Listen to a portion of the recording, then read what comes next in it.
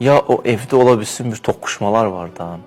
Bilmirəm sizin evdə belədir. Atan bərəkətsiz ev, o ev oradan yaranır ki, övlad, ata, ana qarışır bir-birinə. Övlad ata-ananın haqqını tapdalayır, ana həyat yoldaşının. Bu varsa bunu bərpa edin.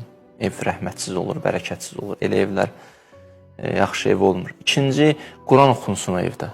Quran ayələri qoyun, Quran sədaları gəlsin. O evdə ibadət eləmək, namazlar, fikir vermək, diqqətli olun. Belə və hərdən də bir Əhl-i Beyt məclisi verin evinizdə. Əhl-i Beyt məclisi və qonaq gəlsə, hədisdə var ki, qonaq özü gələndə ruzusunu gətirir, gedəndə də bəlaları yığıb yığışdır aparır. Hədisdə.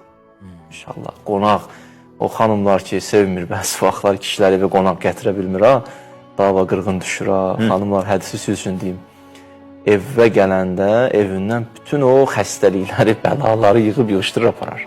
İndi istisna nəsə olar ya, o da Allahın bir xəstəlik. Amma adətən yığıb yığışdırıb aparar və ruzusunu da özü gətirər. Belə.